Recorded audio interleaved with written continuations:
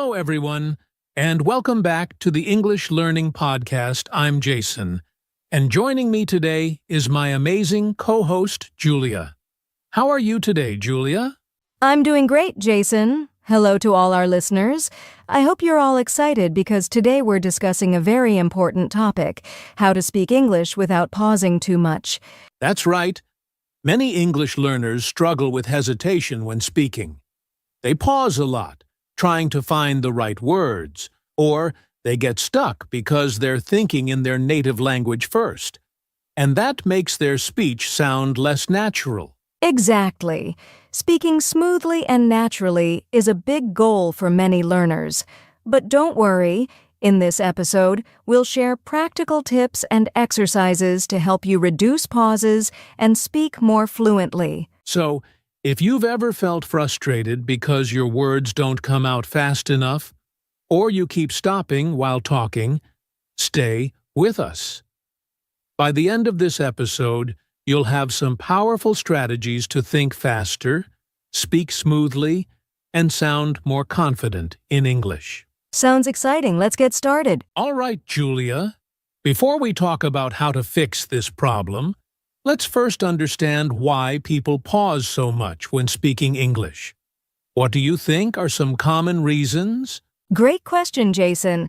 There are several reasons why English learners pause a lot while speaking. The first big reason is lack of confidence. When people are unsure of their English skills, they hesitate because they're afraid of making mistakes. Yes, and that fear slows them down. Instead of just speaking naturally, they keep second-guessing themselves. It's like their brain is saying, "Wait, is this the right word? Am I making a mistake?" And by the time they decide, the conversation has already moved forward. Exactly. Another reason is vocabulary gaps. Sometimes learners don't know the exact word they need, so they stop and try to find it. This makes their speech sound unnatural and broken. That's a big one. When your vocabulary is limited, your brain has to work extra hard to find words, and that creates more pauses. This is why expanding your vocabulary is so important. We'll share tips on that soon. And let's not forget about overthinking. A lot of learners try to translate sentences from their native language into English while speaking. But English and other languages have different structures, so this slows them down and creates long pauses. Yes, overthinking is a major fluency killer. Instead of speaking naturally, learners are stuck in their heads trying to get every sentence perfect. But guess what? Fluency is not about perfection. It's about flow. That's such a good point. And finally, some pauses happen because of nervousness and pressure. When people feel nervous, especially in conversations with native speakers, they freeze and forget even the words they do know. Oh, I see this all the time. When people feel pressured, their brains don't work as fast. That's why confidence-building exercises are so important. And don't worry, we'll share some of those today. So, to summarize, the 4 biggest reasons people pause while speaking English are 1. Lack of confidence, 2. Vocabulary gaps, 3. Overthinking and translating, 4. Nervousness under pressure. Exactly. And now that we understand the problem, it's time to fix it. Let's move on to the most exciting part: techniques to reduce pauses and speak fluently. Ready? Now that we know why people pause when speaking, let's talk about how to fix it. Julia, what's the first technique to reduce pauses? One of the best techniques is thinking in English instead of translating. Many learners translate sentences in their heads before speaking, and that slows them down. Instead, they should try to think directly in English. That's a game changer. If you always translate from your native language, your brain has to do double the work. First forming the sentence in your language, then changing it to English. That takes time and creates pauses. Exactly. A great way to practice thinking in English is to describe what you see around you in simple English. For example, if you're walking outside, you can think the sun is shining, the weather is warm, I see a dog running. This trains your brain to process thoughts in English naturally. I love that. Another useful technique is using filler words. Now, I know some people think fillers are bad, but native speakers use them all the time to keep the conversation flowing. That's true. Filler words like, well, actually, give your brain a second to think without creating an awkward silence. Instead of pausing completely, you can say, well, I think it's a good idea, or, I really like that movie. That's a great point. Here's another powerful technique: shadowing. Have you heard of this, Julia? Of course. Shadowing means listening to a native speaker and repeating what they say immediately, like an echo. It forces you to speak quickly and smoothly without pausing. Yes, you can do this with English podcasts, YouTube videos, or audiobooks. Just play a sentence, pause, and repeat it exactly the same way. Over time, your brain will get used to speaking without hesitation. That's such a good exercise. And here's one more tip. Don't aim for perfection. Many learners pause because they're afraid of making mistakes. But in real conversations, mistakes are okay. Absolutely. The goal is to communicate, not to be perfect. If you can't remember a word, try explaining it in a different way instead of stopping completely. For example, if you forget the word refrigerator, you can say the machine that keeps food cold. That's a great strategy. So, to recap, here are 4 techniques to reduce pauses. 1. Think in English, not your native language. 2. Use filler words to keep the flow. Practice shadowing with native speakers. 4. Don't aim for perfection. Keep talking even if you make mistakes. Awesome tips. Now, let's go even deeper. Coming up next, we'll share how to train your brain for faster speech. Stay with us. All right, now that we know some techniques to reduce pauses, let's talk about how to train your brain to think and respond faster in English. Julia, what's the first step? The first step is expanding your vocabulary and sentence patterns. If you don't have enough words or common phrases in your mind, your brain will struggle to find the right words, and that causes pauses. That's so true. And the best way to do this is by learning phrases instead of individual words. For example, instead of memorizing the word opinion, learn the full phrase, in my opinion. That way, when you need to share an opinion, the phrase comes out automatically. Exactly. And another great technique is active listening. The more you listen to English, the faster your brain will process words and sentence structures. Listen to podcasts, audiobooks, and conversations, and try to predict what the speaker will say next. I love that. And speaking of prediction, here's a fun exercise: conversation anticipation. When you're listening to someone speak, try to guess their next word or phrase before they finish their sentence. This trains your brain to think ahead and respond quickly. That's a great trick.